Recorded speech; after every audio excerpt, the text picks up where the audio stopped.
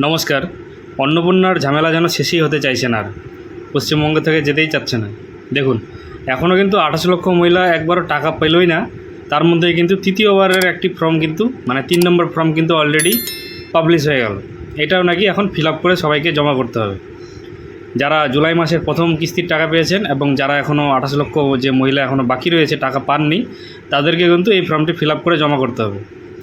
তো কী বলা হয়েছে এই ফর্মে এবং কি কি আপনাকে ফিল আপ করতে হবে এবং কি কি কারণে আপনার যে অন্নপূর্ণার ভাণ্ডার সেটা বাতিল হতে পারে, মানে সেগুলোই আজকে এই বিষয়ে সেই বিষয়ে আজকে আলোচনা করব আজকের এই ভিডিওতে। তো দেখুন, প্রথমে বলা হচ্ছে অ্যাপ্লিকেশন আইডি। তো অ্যাপ্লিকেশন আইডি হচ্ছে যেটা আপনারা যারা অনলাইনে আবেদন করেছেন, মানে অনলাইনে আবেদন করার পরে যে 12 সংখ্যা কি 14 সংখ্যার একটা যে অ্যাপ্লিকেশন আইডি ক্রিয়েট হয়েছিল, সেই আইডিটা কিন্তু এখান থেকে বসাতে হবে। এবার যারা প্রথমবার অফলাইনে ফর্ম ফিল আপ করে নিয়ে টাকা পেয়ে গেছেন, অনলাইন করেননি, তো তাদের কাছে তো আর অ্যাপ্লিকেশন অনলাইন আইডি নাই, তাহলে আপনারা এই ঘরটা কিন্তু ফাঁকা রেখে দেবেন। তারপরে বলা হচ্ছে এখানটায় আধার কার্ডের নাম্বার, তারপর বলা হচ্ছে এপিক নাম্বার এবং HOF head of the family যে তার কিন্তু নাম। এখানটা কিন্তু হেড অফ দ্য ফ্যামিলির নাম হবে, আর তারই কিন্তু এখানটায় ভোটার কার্ডের নাম্বার এবং আধার কার্ডের নাম্বার কিন্তু লিখতে হবে, আবেদনকারীর কিন্তু নয়। আপনি যে ফর্মটি ফিল আপ করার সময় আপনি যাকে আপনার পরিবারের হেড দেখাইছেন, যার নামটা হেড অফ দ্য ফ্যামিলিতে দিয়েছেন, তারই কিন্তু আধার কার্ডের নাম্বারটা এখানটা বসবে আর ভোটার কার্ডের নাম্বারটা কিন্তু এখানটা বসবে। আশা করি বোঝাতে পারলাম। তারপরে বলা হচ্ছে আমি, এখানটা হচ্ছে আবেদনকারীর নিজের নাম, তারপরে হচ্ছে তার স্বামী হলে স্বামী, পিতা হলে যদি অবিবাহিত হয় তাহলে হচ্ছে তার পিতা, বা স্বামী যদি কোনো কারণে মারা যায় তাহলে গার্জিয়ান হিসেবে অভিভাবক হিসেবে কিন্তু তার শ্বশুর। বর্তমানে পিতা তো আর এখানে শ্বশুর বাড়িতে থাকে না, তাহলে তার শ্বশুর হবে। তো আপনার ক্ষেত্রে যেটা হবে তার নামটা কিন্তু এই ঘরে বসাতে হবে।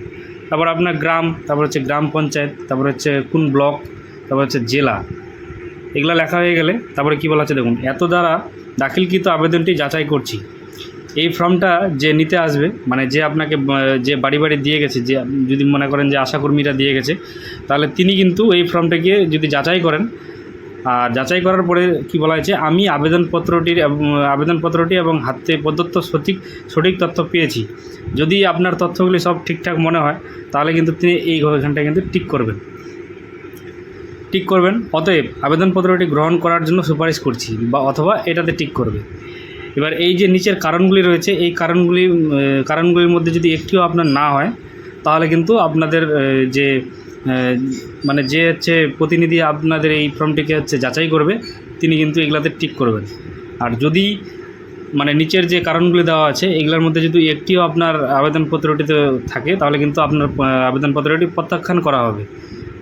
তো এখানে কী কী কারণ বলা আছে দেখুন, আবেদনকারী অবৈধ অধিবাসী, যদি আবেদনকারী অবৈধভাবে পশ্চিমবঙ্গে বসবাস করে তাহলে কিন্তু তিনি এটাতে টিক করবেন। আপনাদেরকে কিন্তু করতে হবে না, এটা যে আপনার ফর্মটি যাচাই করবে সেই কিন্তু এটাকে টিক করবে।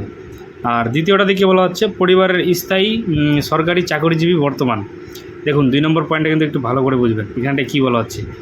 এর আগে বলা হয়েছিল যে পরিবারে কেউ যদি পেনশনভোগী হয় বা সরকারি কোনো চাকরিজীবী হয়, তাহলে কিন্তু সেই পরিবারের কেউ অন্নপূর্ণা যোজনার টাকা পাবে না। এবার এই ফর্মে বলা হচ্ছে পরিবারের স্থায়ী সরকারি চাকরিজীবী বর্তমান, পেনশনের কথাটা কিন্তু বলা হচ্ছে না, বর্তমানে চাকরি করছে এরকম টাইপের যদি কেউ থাকে কারো পরিবারে, তাহলে কিন্তু সেই মহিলা অন্নপূর্ণার টাকা পাবে না। এবার কেউ যদি এখানে কিন্তু পেনশনভোগীর কিন্তু কথাটা উল্লেখ করা নাই। তার কি এখান থেকে বোঝা যাচ্ছে যে যার বাড়িতে এখনও পেনশনভোগীর লোক রয়েছে, পেনশন পায় এমন কোনো ফ্যামিলি রয়েছে, তারা কিন্তু অন্নপূর্ণা টাকা পাবেন। এখানটা কিন্তু পেনশনের কথাটা কিন্তু উল্লেখ করা নাই, কিন্তু এর আগে যে বলা হয়েছিল সেখানটা কিন্তু পেনশনের কথা উল্লেখ করা হয়েছিল। তো এটাই যদি ফাইনাল ফর্ম হয়, আর আপনি যদি আগস্ট মাসে টাকা পেয়ে যান এই ফর্মটা জমা করার পরে, তাহলে কিন্তু আপনি আগামী 5 বছর টাকা পাচ্ছেন, এটা নিয়ে কিন্তু কোনো সন্দেহ নেই, যদি এটাই ফাইনাল ফর্ম হয়, সেটাও কিন্তু বলছি। তা আশা করি বোঝাতে পারলাম। তারপরে বলা হচ্ছে 3 নম্বর পয়েন্টটা, আবেদনকারীর AWH আশাকর্মী বা প্যারা টিচার, আবেদনকারীর বাড়িতে কেউ বা নিজে যদি আশাকর্মী, প্যারা টিচার বা অন্য কিছু হয়ে থাকে, তাহলে কিন্তু তিনি এই ঘরটাতে টিক করবেন। এবং যারা এখনও টাকা পেয়ে গেছেন অলরেডি, অনেকে কিন্তু টাকা পেয়ে গেছে যার বাড়িতে এখনও চাকরিজীবী লোক রয়েছে বা আশাকর্মী, প্যারা টিচার রয়েছে, তো তাদের টাকা ব্যাক ফেরত দিতে হবে কি না, তাদের নামটা কাটা যাবে কি না, সেটা কিন্তু এখন পরিষ্কার করে বলেনি। তো দেখা যাক, সবই হচ্ছে সময়ের অপেক্ষা, সামনে আগস্ট মাসেই বোঝা যাবে।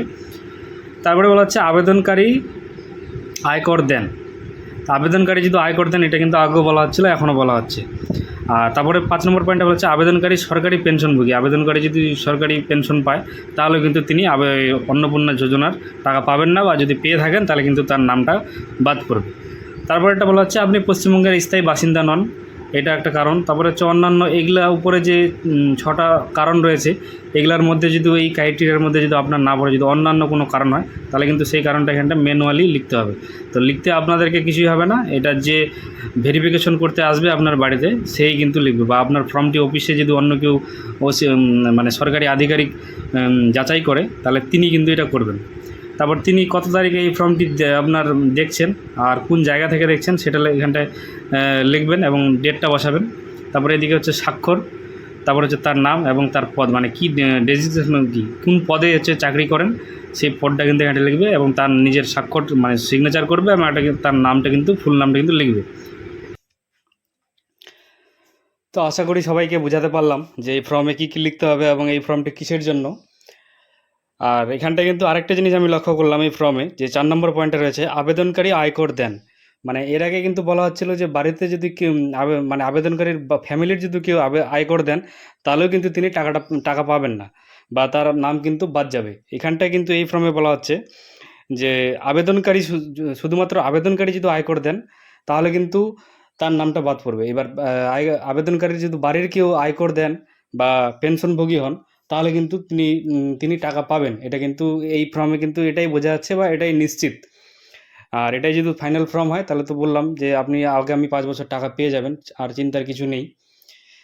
আর চ্যানেলে যদি নতুন হয়ে থাকেন তাহলে চ্যানেলটিকে সাবস্ক্রাইব করবেন এবং পাশে থাকা বেল আইকনে ক্লিক করে নোটিফিকেশন অল করে দেবেন। আর ভিডিওটা ভালো লাগলে একটা লাইক করবেন এবং বন্ধুদের সঙ্গে শেয়ার করে তাদেরকে কিন্তু ইনফরমেশনটি দেওয়ার চেষ্টা করবেন। তো আজকের ভিডিওটা এখানটায় শেষ করছি, দেখা হবে পরবর্তী কোনো ভিডিওতে। ততক্ষণে সবাই সুস্থ থাকবেন, ভালো থাকবেন, ধন্যবাদ।